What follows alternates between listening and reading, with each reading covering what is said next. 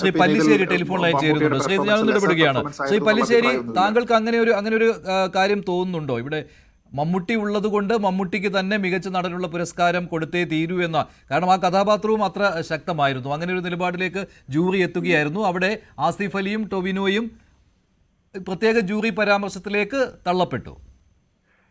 ഞാൻ 3 മണിക്ക് നിങ്ങളുടെ ചാനലിൽ ഈ അവാർഡ് പ്രഖ്യാപിക്കുന്നതിന് മുമ്പ് ഞാൻ ഒരു കാര്യം പറഞ്ഞിരുന്നു. ഇത്രയും വന്ന സിനിമകളിൽ ഏറ്റവും ബെസ്റ്റ് പെർഫോമൻസ് കാഴ്ചവെച്ചിട്ടുള്ള മമ്മൂട്ടി എന്ന സംശയമില്ല. പക്ഷേ മമ്മൂട്ടിക്ക് 6-7 അവാർഡുകൾ കിട്ടിയിട്ടുള്ളതാണത്. അതുകൊണ്ട് തന്നെ മമ്മൂട്ടി ഇത്ര അവാർഡുകളിൽ നിന്നും മാറി നിൽക്കണം. അല്ലെങ്കിൽ മമ്മൂട്ടിക്ക് സ്പെഷ്യൽ ആയിട്ട് എന്തെങ്കിലും അവാർഡ് കൊടുത്ത് നിർത്തണമെന്ന് പറഞ്ഞിരുന്നു. കാരണം ഈ മറ്റുള്ളവർക്ക് അവസരങ്ങൾ കുറവാണ്. പക്ഷെ ഇവിടെ ഞാൻ ഈ മമ്മൂട്ടിയുടെ പ്രശ്നം മാത്രമല്ല എനിക്ക് തോന്നുന്നത്. ഞാൻ ഈ അവാർഡുകൾ ഈ സിനിമയിൽ മിക്ക സിനിമകളും തിയേറ്ററിൽ പോയി കണ്ടിട്ടുള്ള ആളാണത്. ഇനി അവാർഡ് പ്രഖ്യാപിക്കുമ്പോൾ ഞാനിവിടെ ഇതെല്ലാം കണ്ടിരുന്നു. അവാർഡ് പ്രഖ്യാപിക്കുന്നതിന് മുമ്പ് ഞാനൊരു കാര്യം പറഞ്ഞിരുന്നു. കേന്ദ്രത്തിന്റെ നയം, സംസ്ഥാനത്തിന്റെ നയം, അത് വ്യക്തമായി പ്രതിഫലിപ്പിക്കുന്ന രീതിയിലാണ് ഇന്നത്തെ അവാർഡ് പ്രഖ്യാപിക്കണം. ഒന്നാമത് ഞാനിവിടെ മികച്ച സിനിമ തന്നെ എടുക്കാം. നമുക്ക് മികച്ച സിനിമ മഞ്ഞുമ്മൽ ബോയ്സ് കൊടുത്തിട്ടുണ്ട്. അതിന് 10 അവാർഡാണ് ലഭിച്ചിരിക്കുന്നത്. അതേസമയം ബ്രഹ്മയുഗത്തിന് മികച്ച സിനിമയ്ക്കോ രണ്ടാമത്തെ സിനിമയ്ക്കോ ഉള്ള അവാർഡ് കിട്ടിയിട്ടില്ല. പിന്നെ ഞാൻ ഇഷ്ടപ്പെടുന്ന ഒരു സിനിമ ഫെമിനിച്ചി ഫാത്തിമയാണ്. ഫെമിനിച്ചി ഫാത്തിമ ഈ തിയേറ്ററിൽ ഓളം ഉണ്ടാക്കാതെ അങ്ങനത്തെ വന്നുള്ള സിനിമയല്ല. പക്ഷെ ഇത് മഞ്ഞുൽ ബോയ്സ് മോശം സിനിമ മാത്രമല്ല, അതൊരു കച്ചവട സിനിമയായി നിന്നുകൊണ്ട് കോടികൾ നേടിയ സിനിമയാണത്. എന്നാൽ ബ്രഹ്മയുഗം, അവിടെ ഞാൻ പറയാൻ കാരണം ബ്രഹ്മയുഗത്തിന്റെ ആകർഷണ കേന്ദ്രം എന്ന് ഇപ്പൊ അവാർഡ് കമ്മിറ്റി കണ്ടെത്തിയിരിക്കുന്നത് ഓൺലി മമ്മൂട്ടിയെ മാത്രമാണ്. പക്ഷെ ഞാൻ ആലോചിക്കുമ്പോ രാഹുൽ സദാശിവൻ എന്നുള്ളൊരു സംവിധായകനുണ്ട്, എഴുത്തുകാരനുണ്ട്. അതൊരു ബ്ലാക്ക് ആൻഡ് വൈറ്റ് ചിത്രമാണ്. 3 കഥാപാത്രങ്ങൾ ഊന്നിക്കൊണ്ടാണ് ആ സിനിമയെ വൻ വിജയമാക്കി തീർത്തത്. അപ്പോ ഫിലിം ബൈ ഡയറക്ഷൻ എഴുതി കാണിക്കാൻ സർവ്വതാ യോഗ്യനായ ഒരു ചെറുപ്പക്കാരൻ രാഹുൽ സദാശിവൻ. ആ രാഹുൽ സദാശിവന് അവാർഡുകൾ ഇല്ല എന്നുള്ളത് ഞാൻ പറയട്ടെ. ഇവിടെ ചിദംബരത്തിനാണ് മികച്ച തിരക്കഥയ്ക്കും സംവിധാനത്തിനും മഞ്ഞുമ്മൽ ബോയ്സ് കൊടുത്തിട്ടുള്ളത്. കൊടുത്തത് തെറ്റാണെന്ന് ഞാൻ പറഞ്ഞില്ല. എന്നെ സംബന്ധിച്ച് ഈ 2 പടവും നമ്മൾ എടുക്കുമോ, മഞ്ഞുമ്മൽ ബോയ്സും ബ്രഹ്മയുഗവും എന്തുകൊണ്ട് നല്ല മികച്ച സിനിമയ്ക്കുള്ള അവാർഡ് എന്തുകൊണ്ട് പങ്കിട്ടില്ല അങ്ങനെ കൊടുക്കണമെങ്കിൽ?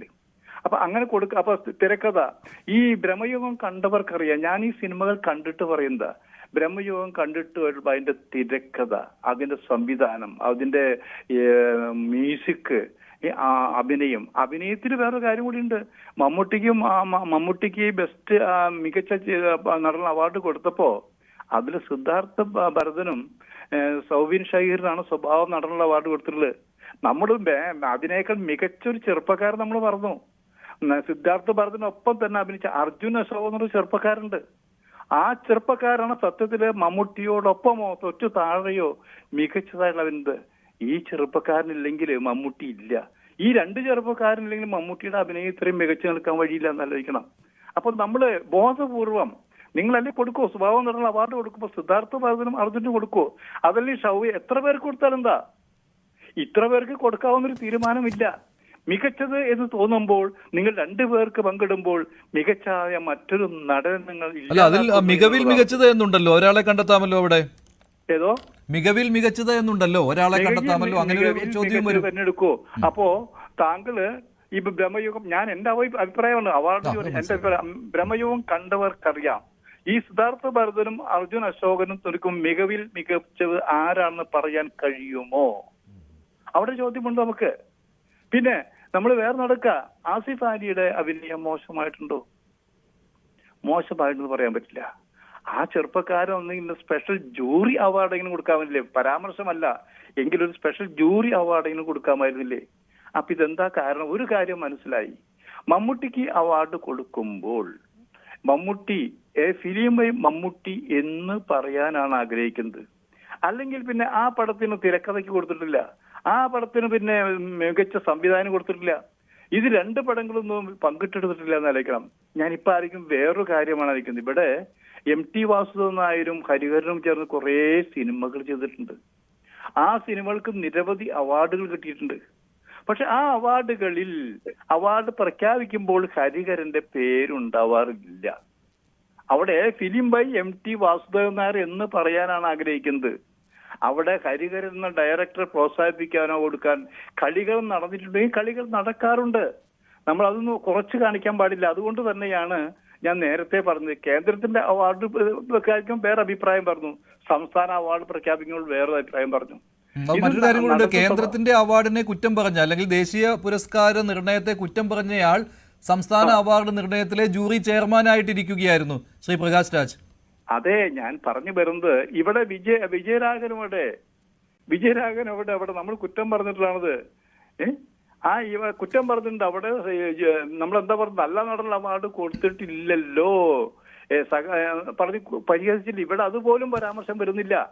ഞാൻ പറഞ്ഞല്ലോ, പ്രകാശ് രാജ് നമ്മുടെ അവാർഡ് കമ്മിറ്റി എടുക്കുമ്പോൾ ഈ അവാർഡ് കമ്മിറ്റി ലിസ്റ്റ് എടുത്ത് നോക്കുക. അവിടെ മികച്ച സംവിധായകൻ എന്ന് പറഞ്ഞ ആര് ജൂറിയിലുണ്ട്? ഇവിടെ ആരും നമുക്ക് പറയാൻ പറ്റുമോ?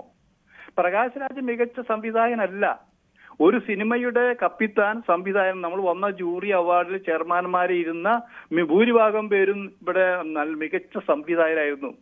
പ്രകാശ് രാജ് ഒരു നല്ല നടനാണ്. ഒരു തവണ പ്രിയന്റെ പടത്തിൽ അവന് ദേശീയ അവാർഡ് കിട്ടിയിട്ടുണ്ട്. ശരി തന്നെ, ദേശീയ അവാർഡ് അഭിനയത്തിന് കിട്ടിയിട്ടുള്ളതുകൊണ്ട് ഒരു സിനിമ ഒരു സംസ്ഥാനത്തിന്റെ ജൂറി ചെയർമാൻ ആയിരിക്കാനുള്ള യോഗ്യത അത് നടന്നു കഴിഞ്ഞ കാര്യമാണ്. ഞാൻ ഇടപെടുന്നില്ല. പക്ഷെ നമ്മൾ എല്ലാ വർഷവും അവാർഡ് കമ്മിറ്റിയിൽ ഒരു മികച്ച സംവിധായകന്റെ സാന്നിധ്യം ഉണ്ടാവാറുണ്ട്. അത് എവിടെ? ഇത്തവണത്തെ ജൂറിമാർ നമ്മൾ പരിശോധിച്ചു നോക്കൂ. മികച്ചത് എന്ന് പറയാവുന്ന എത്ര പേര് ആ കമ്മിറ്റിയിലുണ്ട്? ഞാൻ ആരും കുറ്റം പറയല്ല. നമ്മൾ കാലാകാലങ്ങളായി കണ്ട് പരിചയിച്ചു വന്ന ഒരാളാണ്. ഒരു മാധ്യമ പ്രവർത്തകൻ തന്നെയാണ് ഞാൻ വെറുതെ പറയുന്നത്. ഇതെല്ലാം കണ്ടും കേട്ടും തന്നെ പറഞ്ഞുകൊണ്ടിരിക്കാം. അപ്പൊ അതൊക്കെ പോട്ടെ. പിന്നെ എനിക്ക് എതിർപ്പില്ലാത്തതെന്താ, ഫെമിനി ഫാത്തിമ ഒരു നല്ല സിനിമയാണ്. അപ്പൊ ഞാൻ വയ്ക്കുന്ന നിർദ്ദേശം എന്താ, ഏറ്റവും മികച്ച, അതായത് കലാമേന്മയുള്ള ഒരു ചിത്രം അത് മഞ്ഞുമൽ ബോയ്സിന് കൊടുത്തിട്ട് എന്തുകൊണ്ട് നിങ്ങൾക്ക് ബ്രഹ്മയുഗവും ഫെമിനി ഫാത്തിമയും തുല്യ പ്രാധാന്യമുള്ള മികച്ച സിനിമകളെ എടുത്തുകൂടാമായിരുന്നു? അതൊരു കച്ചവട സിനിമയൊന്നുമല്ല. ഫെമിന ഫാത്തിമ കച്ചവട സിനിമയൊന്നുമല്ല, താരജാട കഴിഞ്ഞ സിനിമയൊന്നുമല്ല ശരിക്ക്. അപ്പൊ നമ്മൾ കൊടുക്കുമ്പോൾ എന്താ, അപ്പൊ ഇത് ലിസ്റ്റ് നോക്കുമ്പോൾ ഞാൻ പറയുമ്പോൾ എന്താ അറിയാ, ഞാൻ ജാതിയിലും മതത്തിലും ഒന്നും വിശ്വസിക്കുന്ന ഒരാളും അല്ല. എന്റെ ജീവിതത്തിൽ നേവരുണ്ടായിട്ടില്ല. ഞാനൊരു ഇടതുപക്ഷ പ്രവർത്തകനും കൂടിയാണ്. പറയാനൊരു മടിയുമില്ല എന്ന് വിചാരിച്ചിട്ട് എന്ത് തോന്നിവാസവും പറഞ്ഞാല് അത് തലകുലിച്ചു കൊടുക്കാനൊന്നും എന്നെ കിട്ടില്ല. ഇല്ലേ? ഇപ്പൊ ഞാൻ വേദനയോടെ പറയാൻ പോകുന്നൊരു കാര്യമുണ്ട് ഇവിടെ. വേദനയോടെ എന്ന് പറഞ്ഞാല് ഇവിടെ നമ്മളിവിടെ മികച്ച പാട്ടുകൾ കേട്ടിട്ടുണ്ട്. ആ മികച്ച പാട്ടുകളില് എനിക്ക് ഇഷ്ടപ്പെട്ട ഒരു ചെറുപ്പക്കാരാണ് വേടൻ. ഒരു സംശയവുമില്ല. അവന്റെ പാട്ടിനൊരു പ്രത്യേകതയുണ്ട്, ഒക്കെ ഉണ്ട്. അയാളുടെ പാട്ട് ഇപ്പോ കാലിക്കറ്റ് യൂണിവേഴ്സിറ്റി സിലബസ് ആയിട്ട് പഠിക്കാനും എടുത്തിട്ടൊക്കെ ശരി. ഇതൊക്കെ ആയാലും ഞാൻ ഇവിടെ ഈ മികച്ച പാട്ടിന്റെ കാര്യം ഒരു കുതന്ത്രം എന്നുള്ള സാധനമാണിത്. അത് വേടന് കൊടുത്ത് ആരെഴുതിയാലും ശരി, ആ സിനിമ നിങ്ങൾ കാണുമോ? സിനിമ കണ്ടപ്പോ തന്നെ കണ്ടു. അതിന്റെ എന്താ ഉള്ളത്? അതിന്റെ വരികൾ എന്താണ്? കുതന്ത്ര തന്ത്ര മന്ത്രം ഒന്നും അറിയില്ലടാ, കുടിച്ച കള്ളമൊന്നും പറയില്ലടാ, കുതന്ത്ര ഇങ്ങനെ. ഇതാണ് ഈ പാട്ട് എന്ന് ആലോചിക്കണം. ഇതിൽ കാവ്യാത്മകമായിട്ടുള്ള ഒന്നും നമ്മൾ കാണുന്നില്ല. ഇതൊരു മുദ്രാവാക്യമാണെന്ന് പോലും പറയാൻ പറ്റുന്നില്ല. അപ്പോ ഞാനത് വേടന് കൊടുത്തിട്ട് വിമർശിക്കല്ല. മലയാള സിനിമയുടെ ചരിത്രം പരിശോധിച്ചാൽ മലയാള സിനിമയിൽ ജഡ്ജ് ചെയ്യുമ്പോൾ നമ്മൾ കൊടുക്കുന്നത് സംസ്ഥാന ഗവൺമെന്റ് അവാർഡാണ്. അത് കൊടുത്തവരെല്ലാം മണ്ടന്മാരോ അല്ലെങ്കിൽ പേടിത്തൊണ്ടന്മാരോ ഒക്കെ ആയിരുന്നു നമ്മൾ വിശ്വസിക്കേണ്ടല്ലേ? നട്ടലുള്ളവര്, കലയെ അറിയുന്നവര്, എഴുത്തറിയുന്നവര്, സിനിമയെ അറിയുന്നവര് വേണം അവിടെ ഇരിക്കേണ്ടത്. ഞങ്ങളൊരു കാര്യം ഏൽപ്പിച്ചാൽ ഞങ്ങൾ തീരുമാനിക്കും എന്ന് പറയാനുള്ള ചങ്കൂറ്റമുള്ള ജൂറിമാരാണ് കമ്മിറ്റി ഉണ്ടാവേണ്ടതെന്ന് ആലോചിക്കണം. അല്ലെങ്കിൽ ഇങ്ങനെയൊക്കെ സംഭവിച്ചു പോകുമെന്നുള്ളതാ. എന്തുകൊണ്ടാണ് നിങ്ങൾ 1-ാം തീയതി പ്രഖ്യാപിക്കാനുള്ള അവാർഡ് 3-ാം തീയതി ആക്കിയത്? അപ്പോൾ തന്നെ എന്തോ തകിടം മറിഞ്ഞിട്ടില്ലേ? ഉണ്ട്. ഇന്നല്ലെങ്കിൽ നാളെ ഈ അവാർഡിന്റെ ഉള്ളിൽ നടന്ന, അതായത് അവാർഡിനുള്ളിലെ അവാർഡിന്റെ കഥ പുറത്ത് വരാതിരിക്കില്ല. അതെന്താണ് താങ്കൾ 1-ാം തീയതി 3-ാം തീയതിയിലേക്ക് മാറ്റിയതിൽ താങ്കൾ എന്താണ് അതിനകത്തൊരു ദുരൂഹത കാണുന്നത്? 1-ാം തീയതി, അതായത് 1-ാം തീയതിക്ക് മുമ്പ് ഇതിന്റെ റിസൾട്ട് എല്ലാം വന്നു കഴിഞ്ഞിരിക്കുന്നു അല്ലേ? 1-ാം തീയതി പ്രഖ്യാപിക്കാനിരിക്കുന്ന സാധനം 3-ാം തീയതിക്ക് മാറ്റി എന്തുകൊണ്ടാണ്? എന്തുകൊണ്ടായിരിക്കും? എന്തുകൊണ്ട് 2-ാം തീയതി വെച്ചില്ല? എന്ത് 3-ാം തീയതി ആയിരിക്കും? അപ്പൊ എന്നോട് ഞാനായിട്ട് സംസാരിച്ചപ്പോൾ, ഞാനത് ഈ മാധ്യമ രംഗത്ത് പ്രവർത്തിക്കുമ്പോൾ തന്നെ കുറെ പേരായിട്ട് ബന്ധങ്ങളുള്ളതാ. അവാർഡ് കമ്മിറ്റിയുള്ള ആൾക്കാരും ഉണ്ടായിരുന്ന ആൾക്കാരൊക്കെ ബന്ധമുള്ളതാണത്. പലരും വിളിച്ച് ചോദിച്ചു, എന്തോ ഒന്നും മണക്കുന്നില്ല. ഞാൻ എന്ത് മണക്കാൻ? ഞാൻ പറഞ്ഞിട്ട് ഒന്നാമത് നമ്മൾ ഇത് ശ്രദ്ധിക്കേണ്ട ആവശ്യമില്ല. അവർക്ക് ഇഷ്ടമുള്ള ആൾക്കാരെ വെക്കുന്നു, അവർക്ക് ഇഷ്ടമുള്ള അവാർഡ് ആർക്ക് കൊടുക്കുന്നു, അത് കൊടുത്തോട്ടെ. നമ്മുടെ അഭിപ്രായം ചോദിക്കുമ്പോൾ നമുക്ക് അഭിപ്രായം പറയാം. ആ അഭിപ്രായം പറയുമ്പോഴും നമ്മൾ ആ കലാസൃഷ്ടികൾ കണ്ടിട്ടായിരിക്കണം, കാണാതെ പറയരുത്. അല്ലെ, മുമ്പ് എങ്ങനെയായിരുന്നു? അടൂർ ഗോപാലകൃഷ്ണന്റെ സിനിമ വന്നാൽ പിന്നെ എല്ലാവർക്കും പേടിയായി. അയ്യോ, ഇനി നമുക്ക് അവാർഡ് കിട്ടില്ല, അടൂർ ഞാൻ കൊടുക്കാന്നുള്ളത്. അടൂരിന് പ്രിയദർശൻ പരാജയപ്പെടുത്തിയില്ലേ? ആലോചിച്ച് നോക്ക്. ഈ പ്രിയദർശൻ എന്നുള്ള സംവിധായകൻ ഇവിടെ വളരെ മോശമായിട്ട് പറഞ്ഞു. തിരുവനന്തപുരം ബിൽറ്റിന്റെ ഒരു കണ്ണി എന്ന് പറഞ്ഞ് പരിഹസിച്ചിരുന്നതാ ഇല്ലേ? അപ്പോൾ താങ്കൾ പറഞ്ഞ മറ്റൊരു കാര്യമുണ്ട് ശ്രീ പല്ലിശ്ശേരി. താങ്കൾ തുടക്കത്തിൽ പറഞ്ഞത് മമ്മൂട്ടിക്ക് കുറേയേറെ അവാർഡുകൾ കിട്ടിയല്ലോ, ചെറുപ്പക്കാർക്ക് പരിഗണന കിട്ടട്ടെ എന്ന്. അങ്ങനെ മാറി നിൽക്കേണ്ട ആവശ്യമില്ലല്ലോ, അവിടെ മത്സരിച്ച് തന്നെ ജയിക്കുകയല്ലേ വേണ്ടത്? നിൽക്കേണ്ട ആവശ്യമില്ല. പക്ഷെ നമ്മളൊരു കാര്യം ആലോചിക്കണ്ട, ഈ അവാർഡിന്റെ അദ്ദേഹത്തിന് ഇത്രയും കിട്ടിക്കഴിഞ്ഞിരിക്കുന്നു ഇല്ലേ? അങ്ങനെ വരുമ്പോ ഇനി മമ്മൂട്ടി കൊടുത്തോ? മമ്മൂട്ടി കൊടുക്കുമ്പോ ഈ ആസിഫ് അലി എന്നുള്ള ചെറുപ്പക്കാരൻ അതിമനോഹരമായിട്ട് അഭിനയിച്ചിട്ടുണ്ടെങ്കിൽ ഒന്നുകിൽ അയാൾക്ക് കൂടി അവാർഡ് കൊടുക്കുക. എന്താ കൊടുത്ത? അങ്ങനെ അവാർഡ് കൊടുക്കുമ്പോൾ മമ്മൂട്ടി കൊടുത്ത അവാർഡിന്റെ തിളക്കം കുറയോ? ഇല്ലല്ലോ. മമ്മൂട്ടിയുടെ സിനിമ കണ്ടവരുണ്ട്, ആസിഫയുടെ സിനിമ കണ്ടവരുണ്ട്, ടോവിനോയുടെ സിനിമ ഈ സിനിമ കണ്ടവരുടെ മനസ്സിലൊക്കെ ഇവർ നിറഞ്ഞു നിൽക്കുന്നുണ്ട്. അങ്ങനെ അർഹതപ്പെട്ടവർ കൊടുക്കുമ്പോൾ ആരും കുറ്റം പറയില്ല. ഉണ്ടല്ലോ, ഇവിടെ നാഷണൽ അവാർഡ് ഒരു തവണ 3 പ്രാവശ്യം കൊടുത്തു മികച്ച നടനുള്ളത്. അതിൽ 2 പേര് കേരളത്തിൽ നിന്നായിരുന്നു, ബാലചന്ദ്ര മേനോനും സുരേഷ് ഗോപി ആയിരുന്നു. ആലോചിക്കണം. അപ്പോ അങ്ങനെയൊക്കെ നടക്കാം. ഇവിടെ തന്നെ ഇപ്പൊ എന്താ, സഹ നടിമാരും 2 പേർക്ക് കൊടുത്തിട്ടില്ലേ? അതിൽ തന്നെ അഭിപ്രായ വ്യത്യാസമൊക്കെ ഉണ്ട് നമുക്ക്, അല്ലേ? 2 പേർക്ക് കൊടുത്തിട്ടുണ്ട്. സഹ നടന്മാരായിട്ട് 2 പേർക്ക് കൊടുത്തിട്ടില്ലേ? അപ്പോ ഒന്നിൽ കൂടുതൽ പേര് ഇവിടെ കൊടുക്കുമ്പോൾ അർഹതപ്പെട്ട ആൾക്കാരെ മാറ്റി നിർത്തേണ്ടതില്ല. നിങ്ങൾക്ക് ഇഷ്ടമുള്ളവർ കൊടുക്കോ, അല്ലെങ്കിൽ ഇത്തരം വിമർശനങ്ങൾ ഏറ്റെടുക്കേണ്ടി വരും.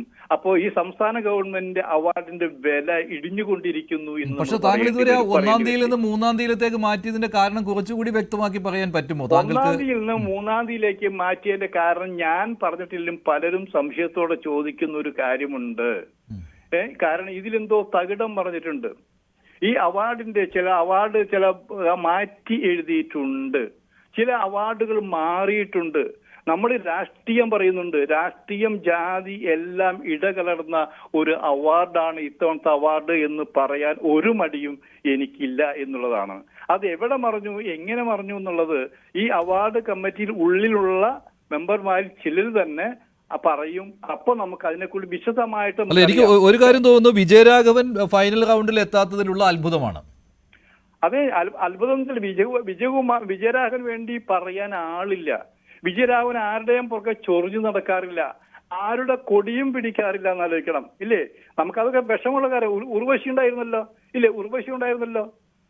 വിജയരാഘവന്റെ ആ പടം കണ്ടവർക്കറിയാം ഇത്രയും മനോഹരമായിട്ട് നമ്മൾ ബ്രഹ്മയുഗത്തിൽ മമ്മൂട്ടി കൊടുക്കുന്ന മാർക്കിന് ഒപ്പം നിർത്താവുന്ന അല്ലെങ്കിൽ തൊട്ടു താഴെ നിർത്താവുന്ന അഭിനയ ശൈലി വിജയരാഘവൻ ചെയ്തിട്ടുണ്ട്. ആ വിജയരാഘവന്റെ പേരേ പരാമർശിക്കുന്നില്ല എന്നാലോചിക്കണം. വിജയരാഘവൻ ഇനി ഒരു അവാർഡ് കിട്ടാനുള്ള അവസരം ഉണ്ടാകുമോ? കുറവാണ്. കാരണം ഇപ്പൊ തന്നെ പ്രായമൊക്കെ ഇത്രയൊക്കെ ആയിട്ടുണ്ട്. ഇനി അത്രയും വെറൈറ്റി സിനിമകളൊന്നും വരണമെന്നില്ല. അപ്പൊ അങ്ങനെ ചെയ്യുമ്പോ എന്താ, അവിടെയാണ് ഞാൻ പറഞ്ഞത്, ഈ ജൂറി മെമ്പർമാരുടെ അവരാരൊക്കെയാണ്, ഏതെല്ലാം പടങ്ങള് നന്നായിട്ട് ചെയ്തിട്ടുണ്ട്, അവരുടെ യോഗ്യത നമ്മൾ വെറുതെ ഒന്ന് പരിശോധിച്ച് നോക്കുക എന്നുള്ളതാണ്. ഇത് പറയുമ്പോ വേറൊരു കാര്യത്തിലേക്ക് ഞാൻ പോകുന്നത്, ഈ ചില നടന്മാരുടെയും ചില പ്രൊഡ്യൂസർമാരുടെ ഡേറ്റ് കിട്ടാൻ വേണ്ടി ചില അവാർഡുണ്ട്. ഇങ്ങനെ മുമ്പൊരിക്കൽ ഇവിടെ കേരളത്തിൽ നിന്ന് മലയാളത്തിൽ 2 പ്രഗത്ഭ സംവിധായകര് ഈ കേന്ദ്ര കമ്മിറ്റിയിൽ മെമ്പർമാരെ പോയി. ഒരാള് മമ്മൂട്ടിയുടെയും ഒരാൾ മോഹൻലാലിന്റെയും ആളായിരുന്നു. ആലോചിക്കണം. അവിടെ ഇവരിവിടെ വന്നിട്ട് വഴക്കുകൂടി. ഞാൻ തന്നെയാണ് ഈ 2 പേരെ ഇന്റർവ്യൂ എടുത്തിട്ടുള്ളത്. പക്ഷെ ഈ 2 പേർക്കും ഡേറ്റ് പിന്നീട് കൊടുക്കുന്നുണ്ടായിരുന്നു. ആലോചിക്കണം. അപ്പൊ ഇവിടുന്ന് നമ്മൾ കച്ചവടം ഉറപ്പിച്ചു പോകുകയാണ് ചിലർക്ക്. അതുമാതിരി കച്ചവടങ്ങൾ ഉറപ്പിച്ചിട്ടുണ്ട്, അത് പല രീതിയിലുണ്ട്. ഇത് നീതിപൂർവമാണ് എന്ന് പറയുമ്പോ അനീതിപൂർവമാണ് എന്ന് പറയാൻ ഒരു മടിയും സിനിമ കണ്ട ഒരാളെ നിലയ്ക്ക് വെറുതെ ഇത്രയും സിനിമകൾ കണ്ട് ചർച്ച ചെയ്തുകൊണ്ടിരിക്കുന്ന ഒരു ആസ്വാദന നിലയ്ക്ക് എനിക്ക് പറയാനും പറ്റും. ശ്രീ പല്ലിശ്ശേരി, ദയവായി കുറച്ച് സമയം കൂടി ടെലിഫോൺ ലൈനിൽ താങ്കൾ തുടരുക. ശ്രീ വിനു കിരിയത്ത്, താങ്കൾ യോജിക്കുന്നുണ്ടോ പല്ലിശ്ശേരിയുടെ ഈ അഭിപ്രായത്തോട്? ശ്രീ പല്ലിശ്ശേരി, ദയവായി ടെലിഫോൺ ലൈനിൽ